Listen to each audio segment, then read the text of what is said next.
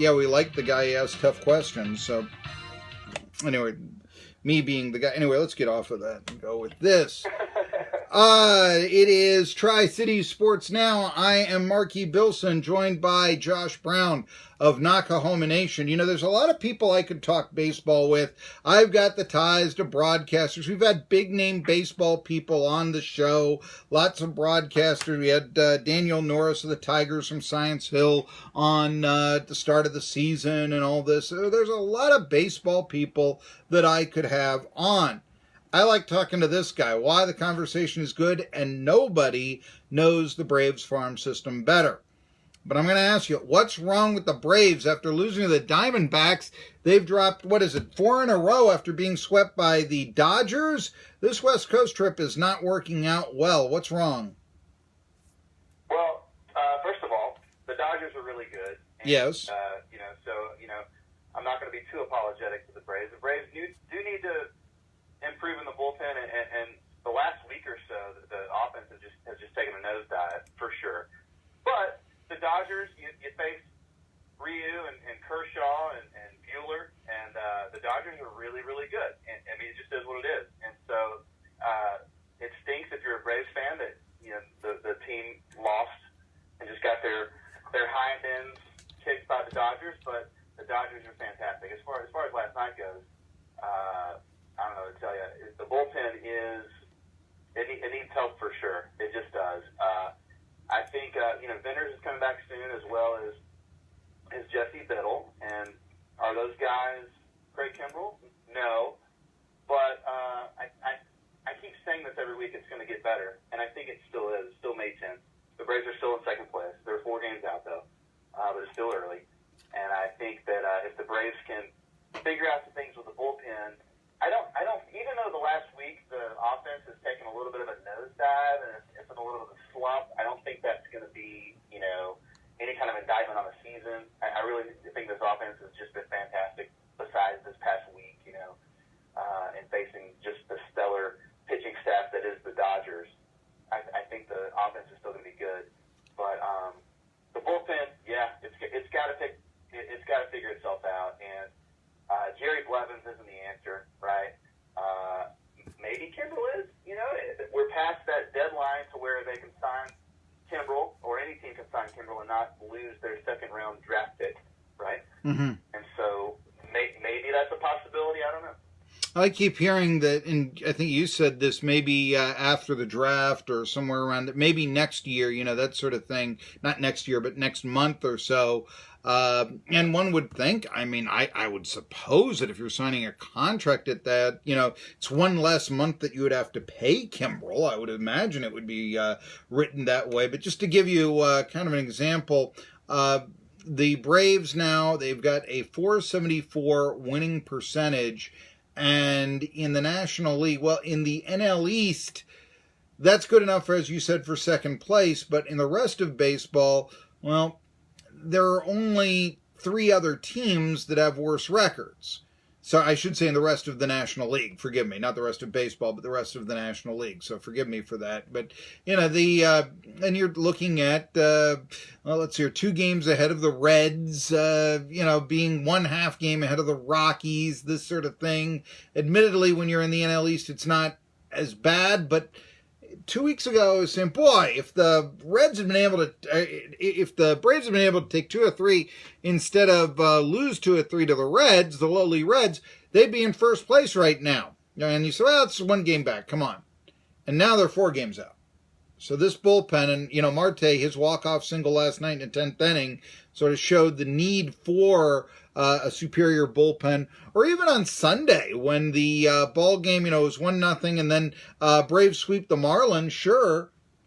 But what happens in the late innings as the game is tied and the Braves do have to win it 3-1 in extras? So you tell me. Yeah. It's that's the thing right now. So as we look here, I guess I wanted to go. I've got a question here for you about general baseball conversation. I wanted to go with this here. And it's Yusei Kikuchi. You've heard about this, the Seattle pitcher who flirted with a no-hitter, and all the cameras saw that he had all this pine tar underneath the bill of his cap. And it reminded me of 2006 playoffs and World Series when Kenny Rogers basically had all kinds of illegal substances he was using and was succeeding in the playoffs for the first time. I don't know if you can recall that for the Tigers when they won the pennant and such. I was just asking Josh, why is it that like no one is calling this? You used to see managers who were just, they would throw a fit and get ejected when, say, Gaylord Perry was pitching for the Braves and he's using it, and they just couldn't find it. It was hidden so well by Perry. Why do you think it is that no one is calling out pitchers for juicing up the ball? I don't know. That's a great question. I've asked myself the same thing, kind of watching these things happen. I'm not sure. It's kind of maybe there's more going on. Maybe many of them are doing it, and if they narc on that guy, then maybe some of their own guys are doing it as well. Mm-hmm. Maybe that's it. I don't know. Well, I know that Trevor Bauer has often accused pitchers of cheating and all this, and there's a foreign substance. I know that, you mentioned this in Sports Illustrated that is very, he says, very, very, how should I say this, prevalent, and he insists that he doesn't use it, and then one inning he used it, wasn't caught, and, the analytics had his spin being even great, just that his pitches were that much better. Could it be that everyone is cheating and that, there is now just the feeling that, just go ahead, pine tar, whatever, sticky substances, it's okay? Maybe. And maybe some of it is there's just so much drama, it seems, just in politics and sports and life. And so maybe it's like, I don't know. We're just, if you're a player and a manager, you're just tired of all the drama and all the clickbait and all the outrage, And so maybe part of it's that culture, and that we're not gonna freak out. We're not gonna knock on anybody, because if we do, it's gonna be a fiasco that we don't want to deal with. It could be. This could be the. I don't know if it's as serious as the steroid era. Because let's face it. Once upon a time, spitballs were, well, theoretically at least, legal. Well, they were for some pitchers. Burley Grimes, they always were legal for him, and all this. But I once actually did a story in Baseball Digest on the history of cheating in baseball. Believe it or not, spitballs were always illegal. They just weren't enforced in the early days of baseball. It was just in such a money, everybody, look, you can't hit a spitball, get out of here, that sort of thing. And you know what actually made the spitter illegal? What? The flu pandemic of 1918. No way. I am dead serious.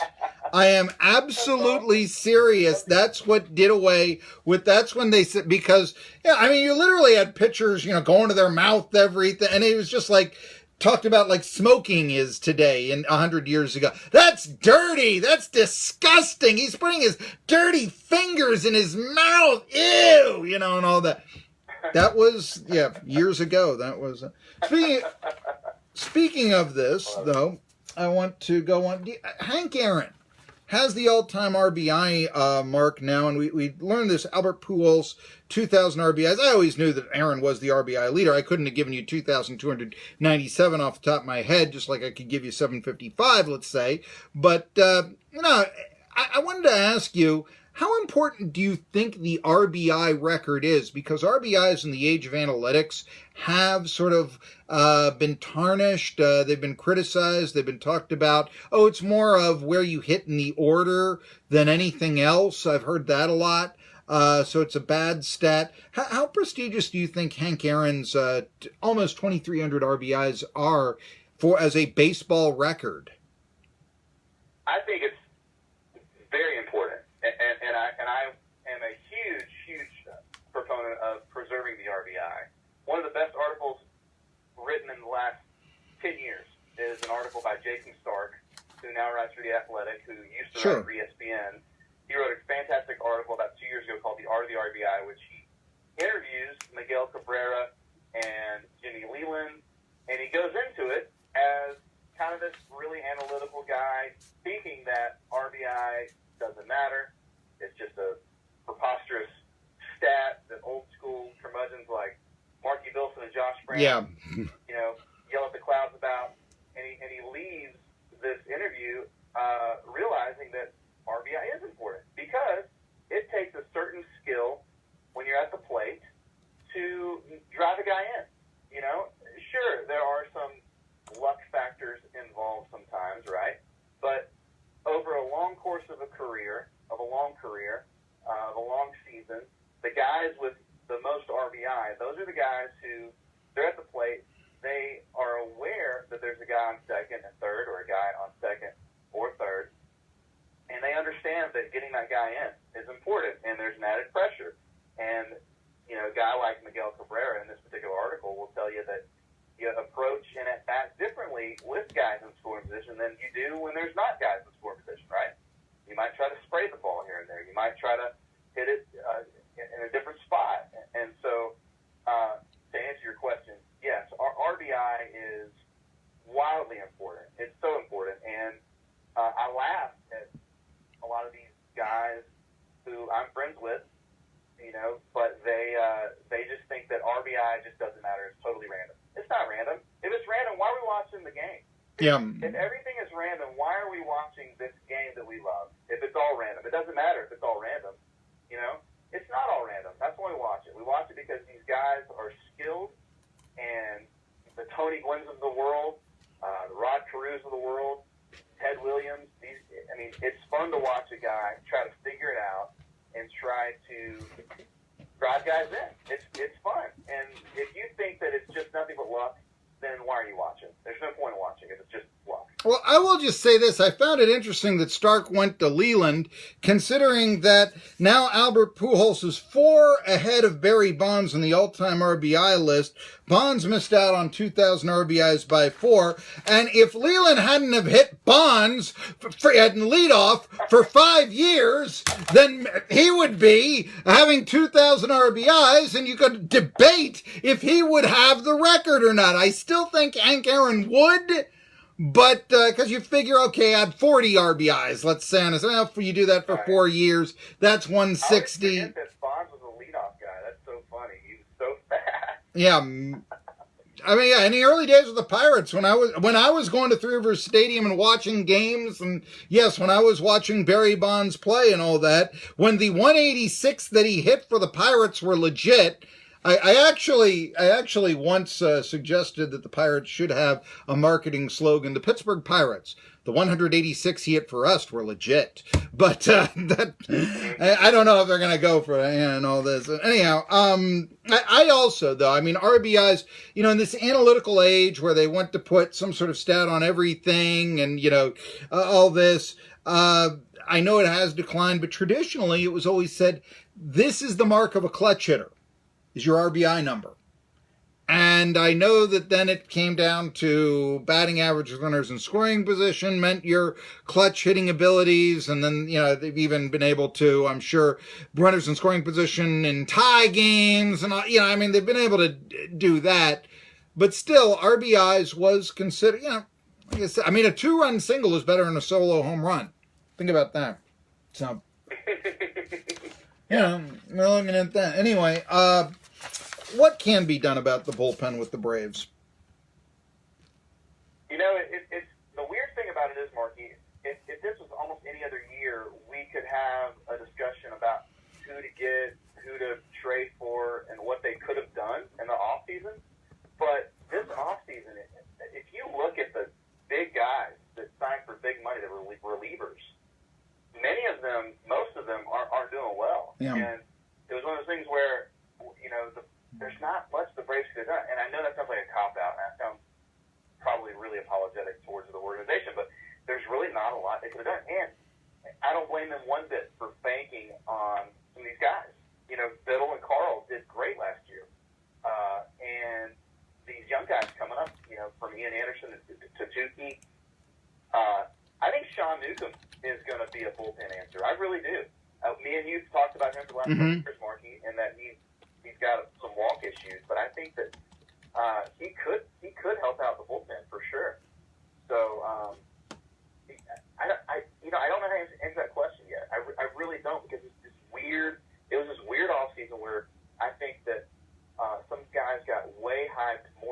should have, and there wasn't a lot of answers out there. And I still think there are some young, talented answers the Braves have. I still think it's early. I do think that, if Kimbrel could accept a 2 or 3 year deal instead of a 4 to 6 year deal, then maybe you think about getting Kimbrel. But if he's not going to budge, then, I don't think I'd give him an extended contract, which is why he's not signed, right? Mm-hmm. But as far as trades go, I don't know. Bullpens are weird. I'll tell you this, though, and this is a personal opinion. I think bullpens are maybe the easiest thing to fix, too, right? I see exactly what you're saying there. Hey, Bobby Cox did it by saying, you know what, John Schmaltz, down here. Yogi Berra did it by saying, Dave Righetti, right here. Right. And again, right. The money ball angle is don't spend for relievers. Right. It's just... And there's a reason for that. Yeah. And if you look at the save leaders of any particular year, a lot of times they're guys you've never really heard of, and it's bullpens are weird. They're just weird, and it's one of the things where if your respective team that you root for, if the bullpen is the worst part about it, then that's better than if you had a terrible lineup and you needed a second baseman or a third baseman. Those are hard to get, especially mid-season. You have to make a big trade. If you need some, power in your lineup, that's going to be tough to fix that. A bullpen, not so much. I say these things, and the bullpen keeps struggling. So we'll see. They need to figure it out for sure. I just don't know how. Well, let me ask this then also. You mentioned, hey, it's the Dodgers with the Braves, and I get that. But that's a team that knocked off the Braves in the playoffs last year. Admittedly, if the Braves do go on to win the division and they beat the Dodgers in the playoffs, and I've seen teams that have lost all but one game in the regular season, and back, like dropping 11 out of 12, go on and beat that team in a playoffs. I've seen that happen. But nevertheless, I'm just saying there's got to be something unsatisfying about being swept by the Dodgers after the way the postseason ended last year for the Braves, Josh Brown. And I guess the question is it acceptable? Because I can see an idea that it's not acceptable. Well, it's not acceptable, and there's a lot of Braves bloggers in the past week who were, really upset about getting some of the Dodgers. One of them was tweeting about how, the Braves had one goal this offseason, and that was to beat the Dodgers, and they haven't done that, and therefore the offseason was a waste and all this. And my thing is, there are 29 other teams that might not be able to beat the Dodgers this year. And I'm not just saying that. The Dodgers I get you, yeah. level. So I don't know how to, and they just hit homers. And so I don't know. I'm not a GM, and thank God I'm not. But you have to attack offensively. You have to swing more, I think, to beat the Dodgers. You have to stop being so picky at the plate. You have to just maybe attack the first pitch. Yeah.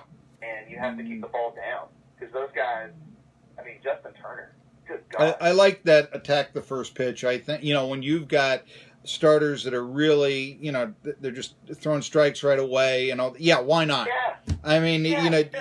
They're not going to walk you, so you might as well. Yeah, I felt that being a strategy, and that you do need to have aggressive hitting and forget about on base for a second. I've thought that is legitimately say, guys. That take a walk when you're behind to the showers. Sure. That he's gone first pitch strike the last 8 hitters or something. That's what you do.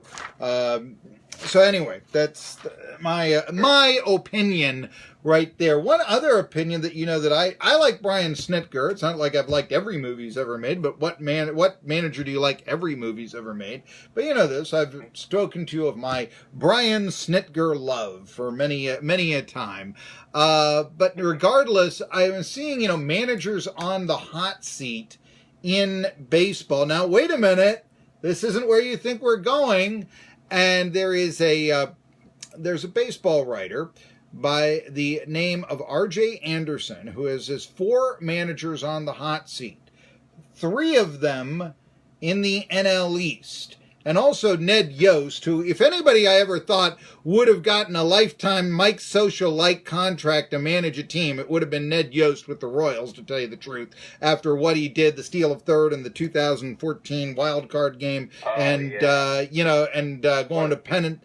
Yeah, I mean, they've been to the playoffs twice since 1985. Come on, you're the Kansas City Royals, I mean, figure this one out.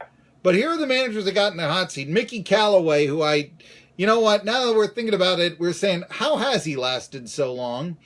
Don Mattingly, you figure you might as well just keep him on because they're not going to win any. He doesn't have the players. Why not?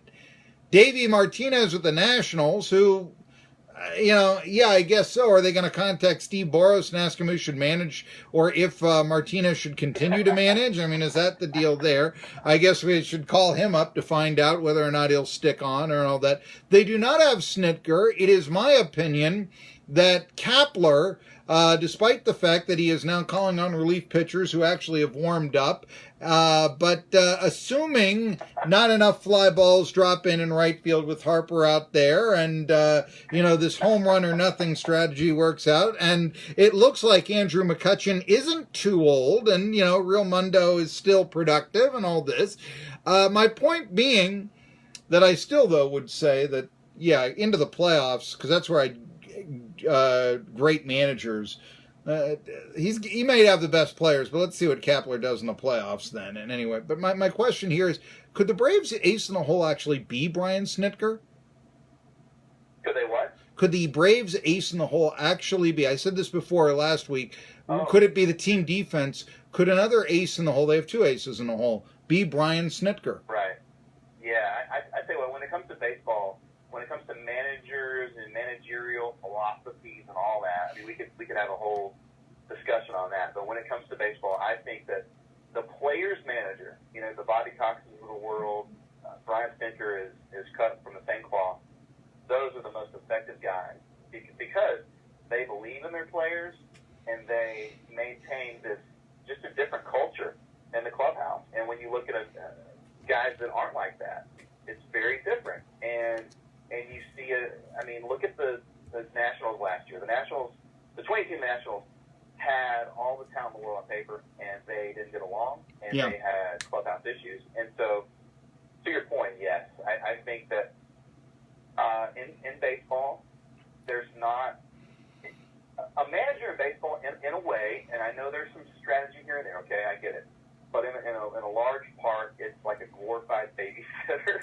I know people. I mean, that's how Cora and Boone got their jobs at Boston and New York with the Yankees. I get that, but I will say this: I still think that baseball strategy is very important, as much as it's been poo-pooed over the years. And I mean, I think that, I mentioned Ned Yost. I mean, the steal of third in 2014. I mean, Terry Francona, the steal of second. Dave Roberts in the playoff game down 3, do or die and all that. That's what won those games. That's what won those playoff series. So, I mean, it still is very much a game of strategy, even if so many managers want to do it with a calculator these days. All right, he's Josh Brown. Yes. Yep. Listen to him on Knockahoma Nation. What's it a combination of? Oh, I was going to say it's a combination of a good babysitter kind of guy and a good strategist. That's all. Glad to be here, Marky. He's Josh Brown. KnockahomaNation.com. Follow it on Facebook and Twitter. Listen to his podcast, Tri-City Sports Now. Our last segment after this. 17.